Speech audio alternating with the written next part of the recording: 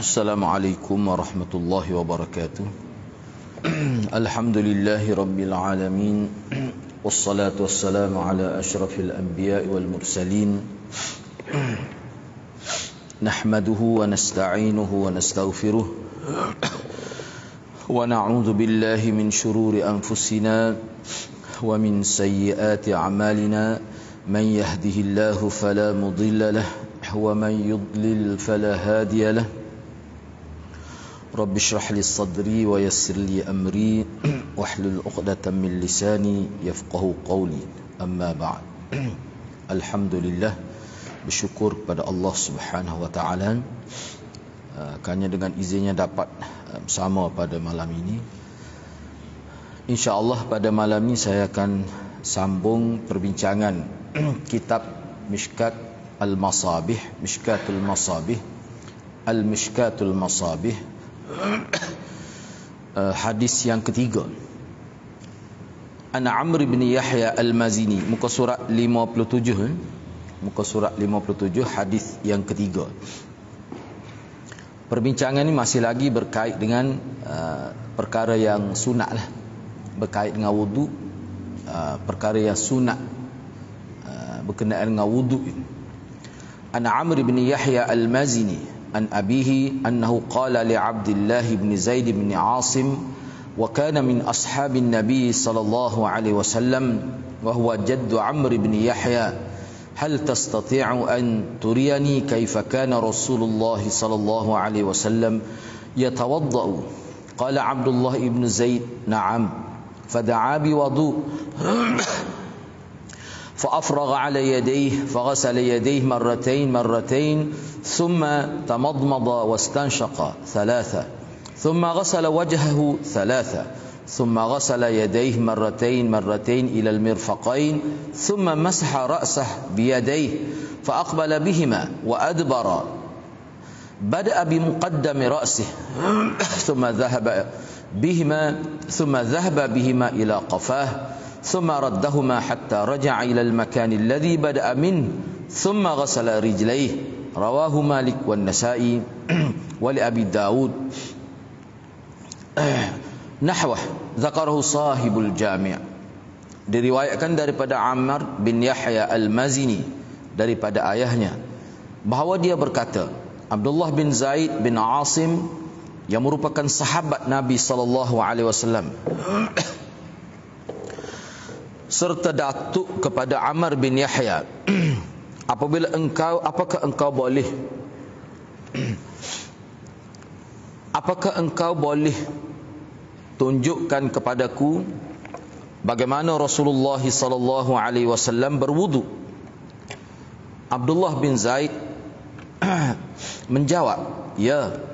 Maka dia meminta air untuk berwudu, lalu mencurahkan ke atas kedua tangannya. Dia pun membasuh dua tangannya dua kali.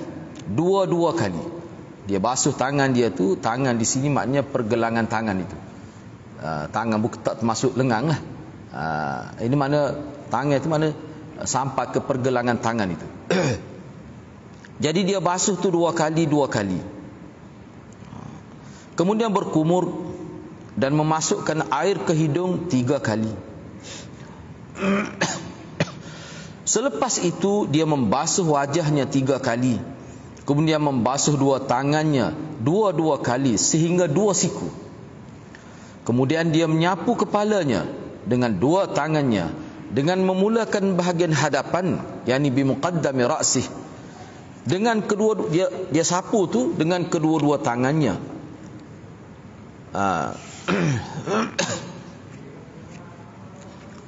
Dan belakangnya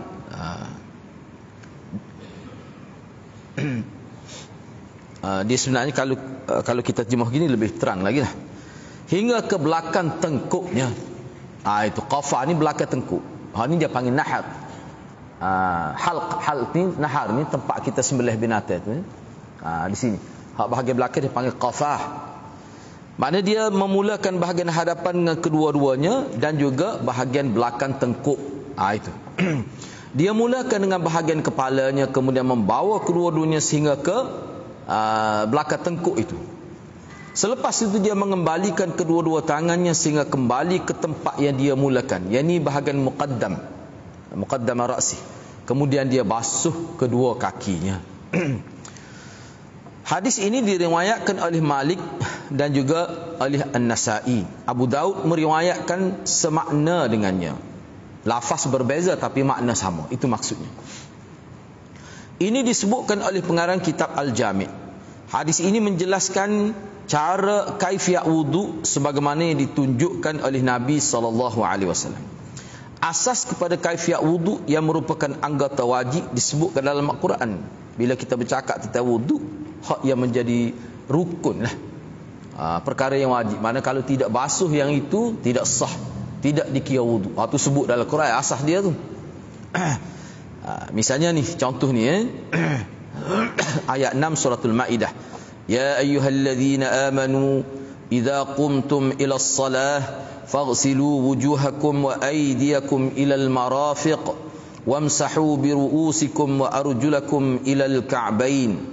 Wahai orang-orang yang beriman, apabila kamu hendak mengerjakan salat dalam keadaan kamu berhadas kecil, maka berwuduklah, iaitu basuhlah muka kamu dan kedua belah tangan kamu sehingga ke siku, dan sapulah bahagian dari kepala kamu, dan basuhlah kedua belah kaki kamu meliputi buku lali, sampai kepada tapak lah. Itu maksud dalam huraian dia.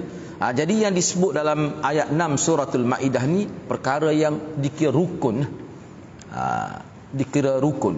Yang ni kalau tak basuh, wuduk itu tidak dikira. Tidak berlaku, orang panggil wuduk itu.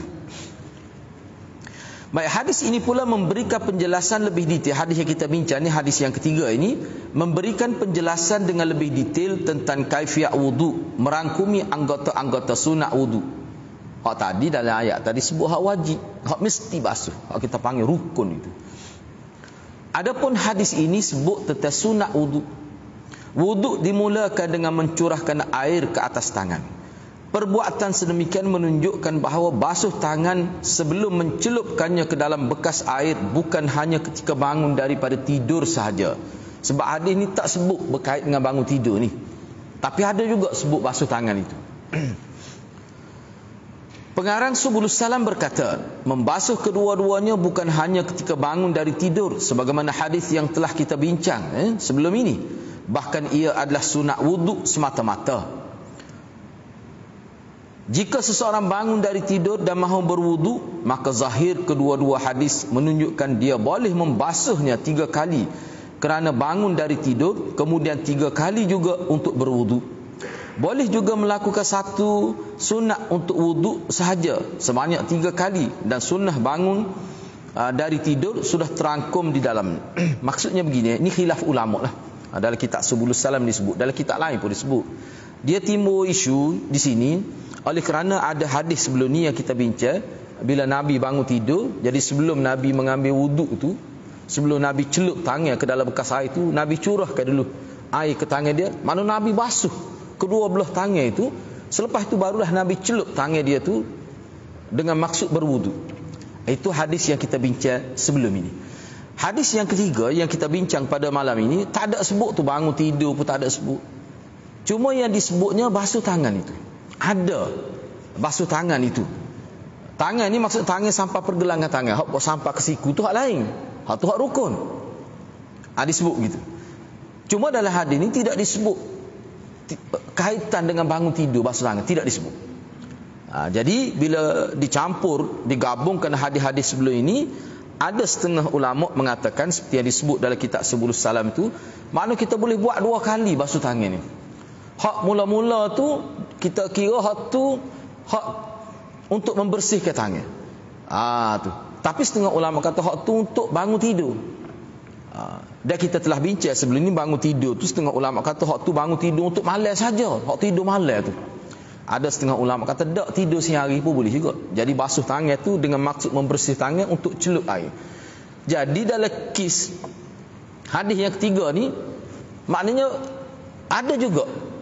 Jadi basuh tangan untuk celup air tu memang ada lah. Waktu buat sama lah sebab dia dulu dia tak ada pipe. Jadi mana sebelum celup air dalam bekas nak ambil wudu tu, basuh dulu tangan. Sebab kalau kita tidak tidur pun, kita buat kerja seharian pun, kemungkinan kotor juga tangan tu. Tak apalah. Isu dia sekarangnya, ulama kata boleh juga, mana dapat juga. Sunat, masa kita ambil wudu, kita celup tangan tu, basuh pula tangan 3 kali. Boleh juga begitu. Jadi mana 2 kali sunat tu? Ada setengah ulama kata, dak, hak tadi tu sudah memadai. Pakai sekali tu ya. Ada juga. Hak tu maksud di sini ya. Khilaf ulama. Ya. Air kita berhenti.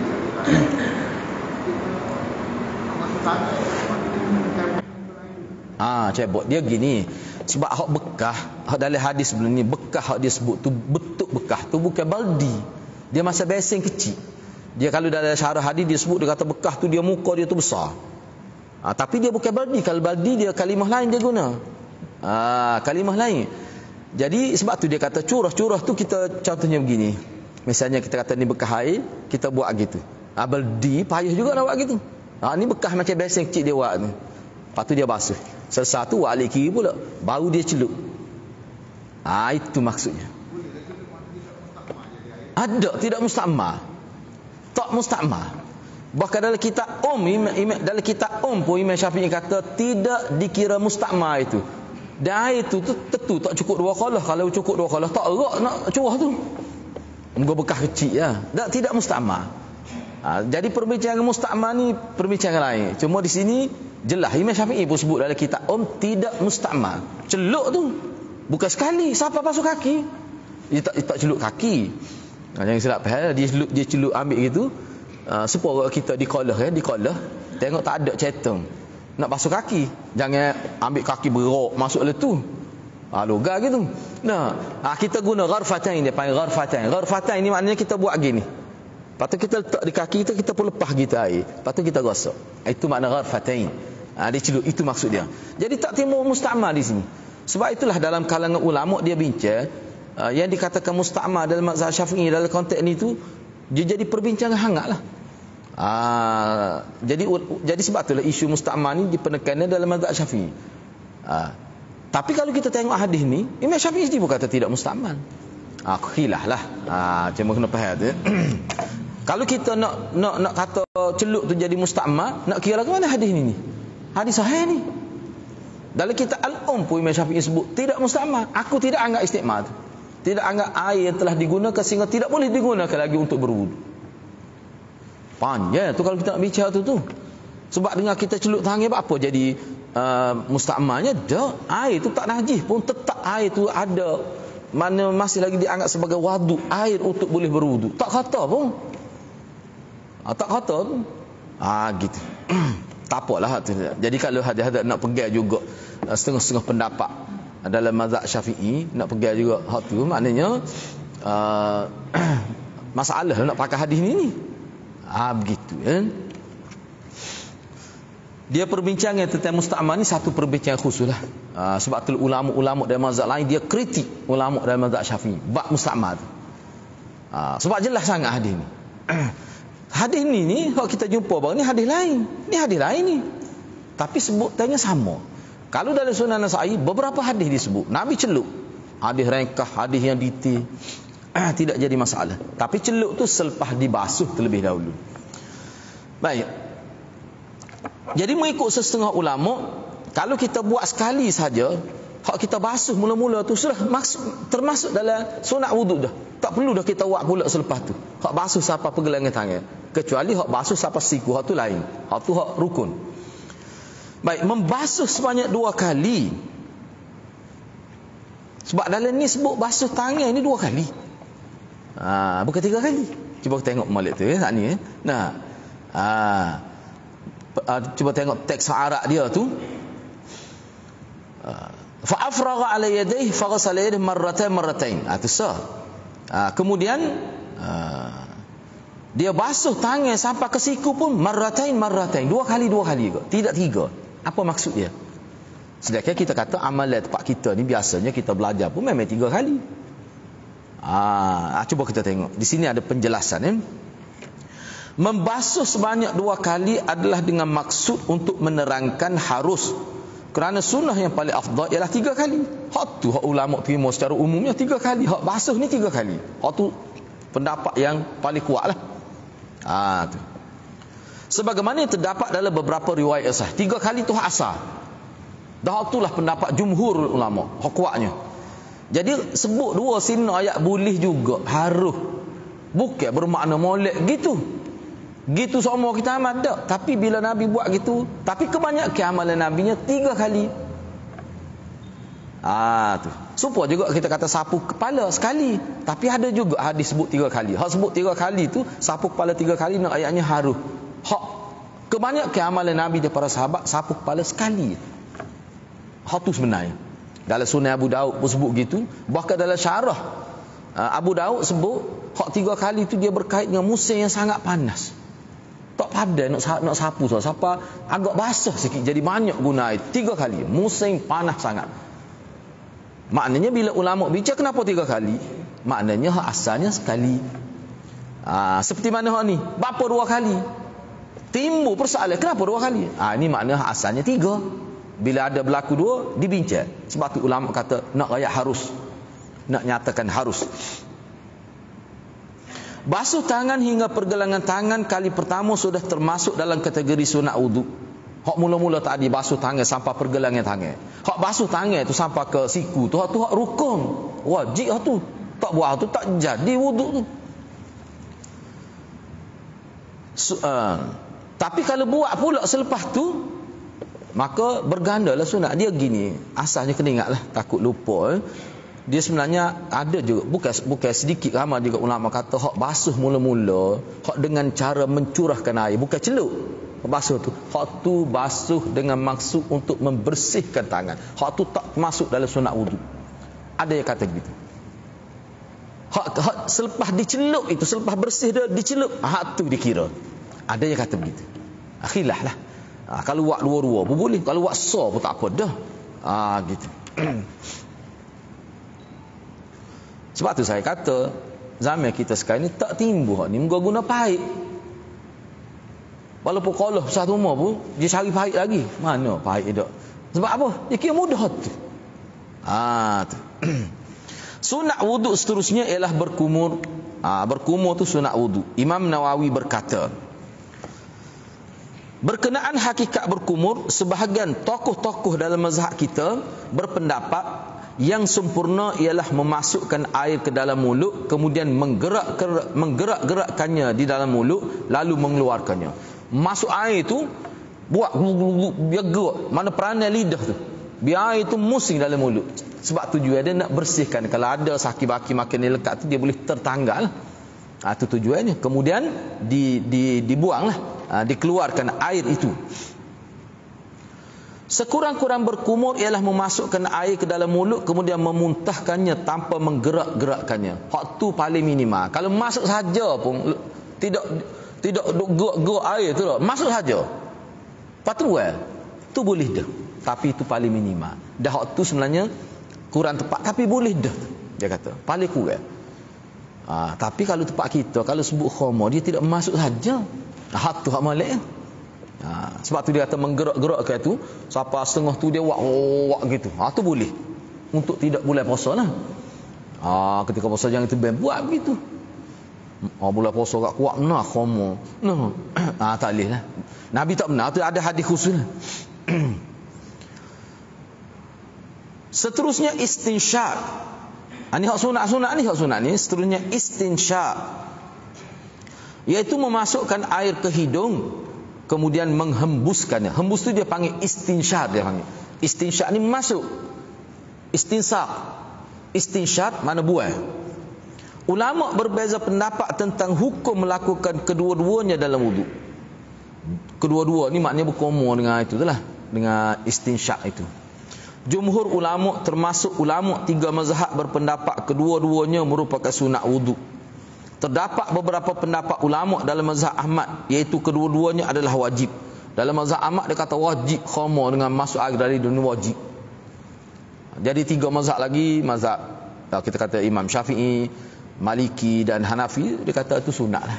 Tapi Imam Ahmad, tapi bukan tidak semua juga dalam mazhab Ahmad pun. Ada kebanyakan bukan ada kebanyakan ulama dalam mazhab Ahmad kata wajib.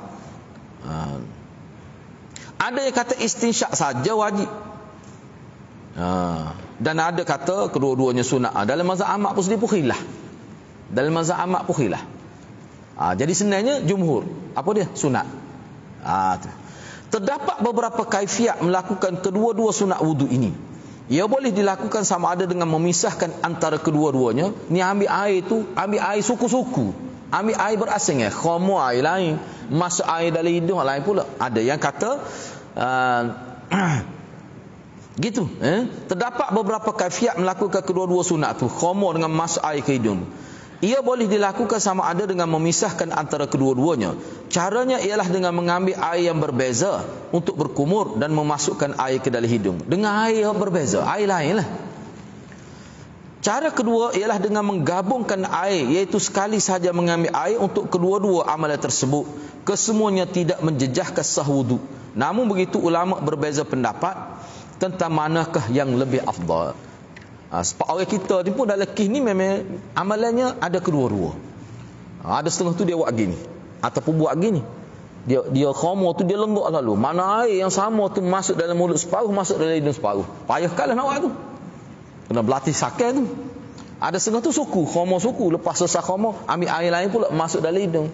Masuk dalam hidung dia kena buat gitu sebab dia nak isak tu, nak suruh naik ke ni khayshum tu. Tu. Jadi boleh kedua-dua lah. Tak apalah. Jadi berkenaan dengan hak mana lebih afdal, cuba tengok di sini. Ulama mazhab Hanafi dan Maliki, mereka berpendapat sunnah adalah dengan memisahkan antara kedua-duanya, iaitu dengan menyempurnakan berkumur terlebih dahulu dengan sebanyak 3 kali dengan air yang berasingnya lah. Setelah itu barulah dilakukan istinsyaq, yakni memasukkan air ke dalam hidung sebanyak 3 kali dengan cara yang sama dengan air yang lain. Itu maksudnya. Ulama mazhab tu dalam mazhab Hanafi dan Maliki, maknanya air yang berbeza, air suku-suku. Tidak air sama. Ulama mazhab Syafi'i mengikut pendapat yang asah. Pendapat asah ni pendapat yang kuat lah. Ada juga pendapat hal lain yang kuat, tapi pendapat tu lebih kuat daripada tu. Tu pendapat yang asah. Ini istilah dalam mazhab Syafi'i. Mengikut pendapat yang asah dalam mazhab Syafi'i. Dan Hambali berpendapat, mazhab asah dan Hambali pun begitu juga, berpendapat yang afdal ialah dengan menghimpunkan kedua-duanya dengan satu pengambilan air saja. Mana mengikut mazhab Syafi'i dan mazhab Hambali tak guna sair, pakai sair. Mana bila kita ambil air tu, sebab itulah di sini kalau dalam kitab disebut, kalau hak nak amal pendapat dalam mazhab Syafi'i dan mazhab Hambali kena guna gharfatain, dia panggil. Gharfatain kena banyak air sebab nak guna dua-dua ni. Maksud dia sebab tu dia letak gini cara dia lah. Saya ingat lagi masa kita ngaji fardhu air di kapur dulu, tu imam sebut kata tengok molek ni aku buat ni. Ya tahu tak? Dia ambil besar banyaklah. Dia letak sini. Mulut dia letak sini. Dia isap tu berak lalu. Oh, saya nak buat. Moga tak biasa buat ni. Tapi jadi lemah kokak-kokak lah kita tahu tak? Nak isap tu memang dia pedih. Dia kata memang nak suruh bahasa gitu pun. Sebab nak cuci tu. Tapi tidaklah sampai jadi sakit, tapi lega lepas tu. Ibas lega, cuba buat. Tak mana tak aja buat tu.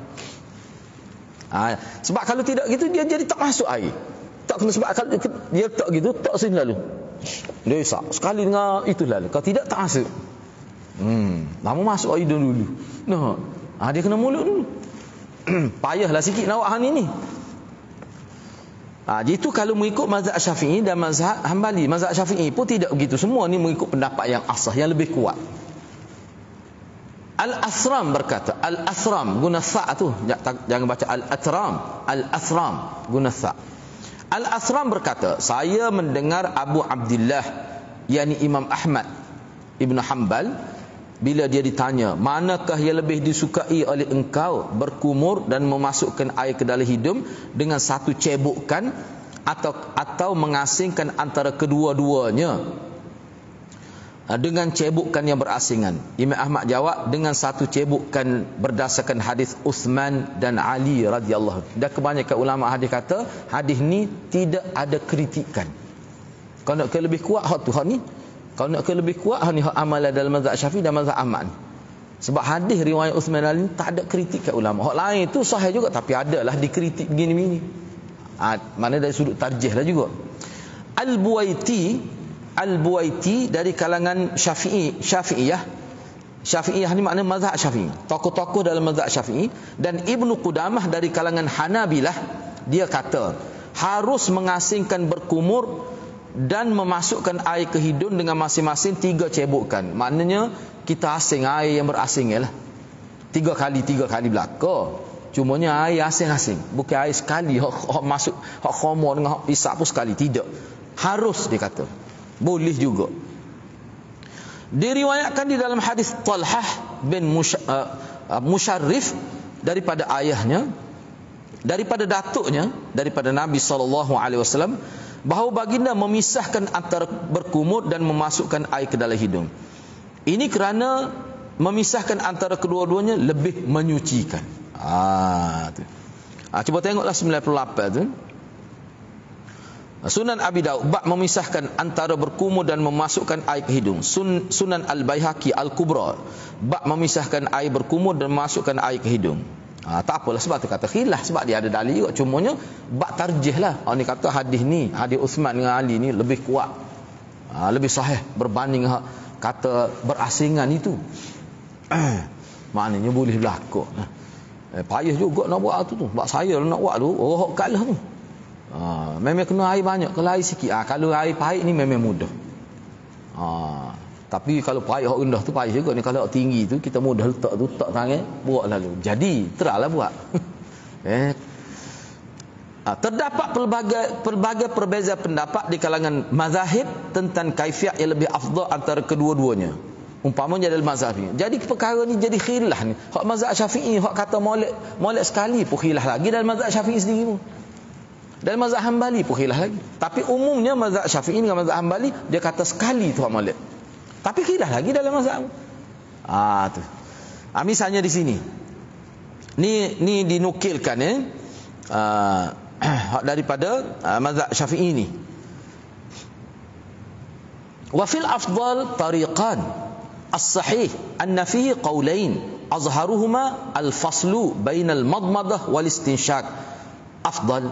والثاني الجمع بينهما أفضل والطريق الثاني الفصل أفضل قطعا وفي كيفية وجهان أصحهما يتمضمض من غرفة 3 ويستنشق من أخرى 3 والثاني ب6 غرفات وتقديم المضمضة على الاستنشاق شرط على الأصح Wakila mustahab.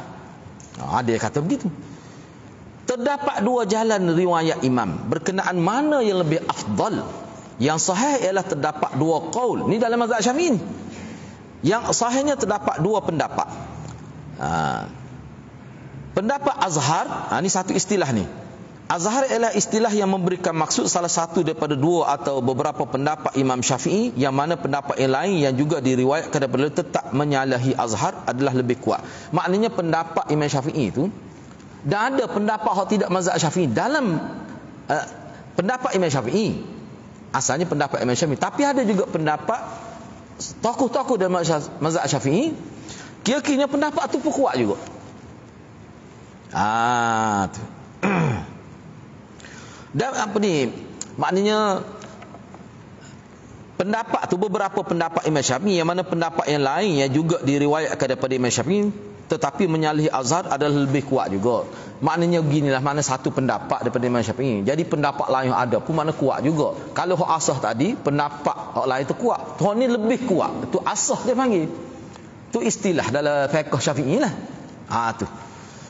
Jadi pendapat azhar ialah memisahkan antara berkumur dan memasukkan air ke dalam hidung, itu lebih afdal. Pendapat kedua menghimpunkan antara kedua-duanya. Mana dalam mazhab Syafi'i sendiri pun khilaf lagi bab ni. Jadi hak ni hadrat, hak mana kita mudah nak buat, kita buat. Begitu. Jalan kedua dari riwayat imam ialah memisahkan lebih afdal secara mutlak. Maknanya dalam mazhab imam tu mana Imam Syafi'i lah. Sebab dalam mazhab Syafi'i ni. Jadi dalam kisah ni hendak kena ingatlah. Perkara ni berlaku khilaf dalam mazhab Syafi'i sendiri pun khilaf. Walaupun secara umumnya bila sebut mazhab Syafi'i, hak sekali tu satu kali ambil air saja tu untuk berkomor masuk hidung, hak tu kira-kiranya pendapat kuatlah dalam mazhab Syafi'i. Tapi ada khilaf lagi. Tu dia nak ayatnya. Berkenaan kaifiatnya terdapat dua wajah. Pendapat asah ialah berkumur dengan satu cebokan. Kena ingatlah asah tu maknanya pendapat hak lebih kuat. Hak lain bukan tak kuat juga. Pendapat asah ni pendapat yang lebih kuat. Hak lain pun kuat juga, tapi yang ni lebih kuat. Hak kita kata azhar tadi maknanya pendapat tu kira-kiranya sama kuatlah. Hak ni pun kuat, hak tu pun kuat. Jadi pendapat tu pendapat Imam Syafi'i juga, tapi ada lagi pendapat lain. Hak tu pun kuat juga. Tapi hak ni dikatakan azhar. Tapi kok mana Pak azhar tu lebih dipilih. Tapi hak tu pun nak kata tak kuat-kuat juga. Itu maksud dia. Baik. Jadi pendapat yang asah, ingatlah tadi asah tu mana pendapat yang kuat. Jadi pendapat hak berlawan dengan pun kuat juga, tapi hak ni lebih kuat. Jadi pendapat yang asal ialah berkumur dengan satu cebokan untuk 3 kali berkumur. Satu cebokan yang lain untuk memasukkan air ke hidung. Pendapat kedua dengan 6 cebokan. Hanya pun ada pula. Mendahulukan kumur sebelum memasukkan air ke hidung adalah syarat mengikut pendapat yang asah. Sebahagian ulama yang lain berpendapat ia hanya mustahab saja. Ini khilaf banyak lah. Khilaf banyak. Jadi, lepas tu nak ingat ke khilaf tu nya? Lepas tu nak awak lagu mana? Sebab itulah hadirat asah dia kalau kita bincang hal-hal pun dia dua je. Ulama kata dua je. Kita ambil dua tu je. Gapo dia? Sama ada guna air tu sekali untuk berkomor dan masuk air ke hidung ataupun guna yang berasingnya.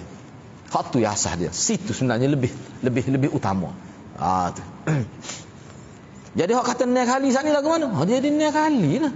Muka 3-3. Hak basuh mulut ni, hak masuk air tu 3, masuk air dalam mulut 3 dengan air lain. Lepas tu ambil air lain 3 kali juga masuk air dalam, jadi 9 kali. Jangan buat khomor 9 kali. Bukan tu maksud dia tu. Baik, kaifiat wuduk seterusnya ialah membasuh muka. Di dalam riwayat ini disebutkan sebanyak 3 kali. Di dalam setengah riwayat disebutkan dengan dua tangan. Cuba kita tengok di sini. An Atha ibn Yasar qala lana Ibn Abbas atuhibbuna an uriyakum kaifa kana Rasulullah sallallahu alaihi wasallam yatawaddau fada'a bi ina'in fihi ma'un faghtarafa ghurfatan bi yadihi al-yumna fatamadmat wastanshaq thumma akhadha ukhra fajama'a biha yadayhi thumma ghasala wajhah. Daripada Atha bin Yasar kata beliau, Ibnu Abbas berkata kepada kami, apakah kamu ingin untuk aku tunjukkan kepada kamu bagaimana Rasulullah berwudu? Ni Ibnu Abbas tanya Atha, ni pokok tabi'in inilah. Mu nak tengok ke? Aku ambil wudu serupa dengan Nabi ambil. Dia tanya gitu. Maka Atha ni dan orang lain kata hendaklah. Maka dibawakan bekas air yang berisi air, lalu dia mencebuk satu cebukan dengan tangan kanannya. Dia cebuk dengan tangan kanan. Satu cebukan, dia cebuk dengan tangan kanan. Satu cebukan. Dia pun berkumur dan memasukkan ke hidung. Cebuk, berkumur sekali dengan isi air ke hidung. Kemudian dia mengambil satu cebukan yang lain dengan menghimpunkan kedua tangannya, lalu membasuh wajahnya. Cuba perhati hak tadi dia guna sebelah ghurfah. Ghurfah ni sekali, guna sebelah ghurfah dia. Ghurfah. Apa ni? Sekali. Jadi ghurfatain dia masuk air dalam mulut tu sekali tu. Baik, bila dia siapa nak basuh muka dia guna ghurfatain. Dua tapak tangan. Tapi sekali dia buat. Dua tu dikira dua tu. Itu maksud dia. Ada juga gitu. Sebab tu setengah ulama kata hak ni sekali lah sebenarnya. Khilaf pula situ. Tapi kena ingatlah dia ada secara umumnya jumhur ulama kata bila anggota wuduk yang melibatkan basuh, pendapat jumhur hak lebih afdal, lebih ramai adalah 3 kali. Tu dia akan simpul pergi situ kesimpulan dia. Dan sapu kepala tu sekali saja. Hak tu hak jumhur, hak tu paling ramai. Tapi dalam mazhab Syafi'i sapu kepala 3 kali. Itu pendapat kuatnya. Ambil sedikit lagi. Asal perintah wuduk di dalam Al-Quran tidak menyebutkan bilangan. Jadi kalau kita perhati dalam Al-Quran, suruh basuh tak ayat berapa kali. Suruh basuh 4 anggota tu, tak ayat berapa kali. Itu asal dia. Asal perintah wuduk dalam Al-Quran tidak menyebutkan bilangan. Hak sebut bilangan 1, 2, 3, hak ni dalam hadis. Ini menunjukkan bahawa yang wajib hanyalah sekali basuh saja dan tidak diisyaratkan menggunakan 2 tapak tangan. Ianya memadai dengan tercapai maksud basuh dan merangkumi keseluruhan muka. Ia disokong oleh riwayat yang lain, iaitu hadis kelima daripada bab ini. Ulangan basuhan sebanyak 2 atau 3 kali termasuk dalam sunat wuduk. Sebab itulah dalam syarah kitab Bulughul Maram, dia kata 3 kali ini dia lebih mengisyaratkan kepada nak pastikan rata. Sebab tu dalam isu ambil wuduk dalam keadaan guna paik tu, nak kira 3 kali lagu mana? Basuh. Lepas tu nak kira lagu, misalnya contoh kalau kita basuh tangan, basuh muka tak apalah, nampak 3 kali. Jadi kalau nak basuh ni, Allah, lepas tu buat lagi dulu. Kau lagu mana? Lepas tu Allah pula, kau lagu mana? Tu setengah ulama kata tak nak suruh rata. Kita pelama sikit apa nak rata. Itu makna 3 kali. Jadi kalau kita tengok sini betul lah. Hak sekali tu hak wajibnya. Mana kalau kita buat sekali semuanya, memang ulama kata sah dah tu. Tu. Baik. Dia panjang juga dia itu sini. Kita ambil setakat itulah dulu. Baik, sedikit lagi perhabis dia punya perenggan ni. Jadi ini menunjukkan bahawa yang wajib hanya sekali basuh saja dan tidak diisyaratkan menggunakan 2 tapak tangan pun. Kalau sah tak apa dah. Ianya memadai dengan tercapai maksud basuh dan merangkumi keseluruhan muka, asalkan rata muka tu. Ia disokong oleh riwayat lain, iaitu hadis kelima daripada bab ni. Hadis kelima ni baru hadis ketiga, hadis kelima daripada bab ini. Ulangan basuh sebanyak 2 atau 3 kali, hak tu termasuk dalam sunat. Hak mula-mula tu hak wajib. Tu. Keseluruhan muka dijelaskan oleh ulama fiqh termasuk di dalam mazhab Syafi'i seperti basuhlah wajah-wajah kamu. Wajah secara memanjang adalah bermula dari tempat yang biasanya rambut tumbuh padanya hingga ke bahagian hujung. Ini kita bincang minggu hadapan lah. Sekali dengan kita berhenti setakat tu dulu. Jadi makna kukuk mana pun perbincangan kita ni dia sudah merangkumi perbincangan yang menyentuh berkenaan dengan khilaf-khilaf di kalangan ulama fiqh. Begitu maksudnya. Jadi saya setakat itulah dulu. InsyaAllah untuk minggu hadapan kita akan sambung bab ini. Mudah-mudahan Allah berkati kita semua. Aku qouli hadza wa astaghfirullahal azim li wa lakum. Wassalamualaikum warahmatullahi wabarakatuh.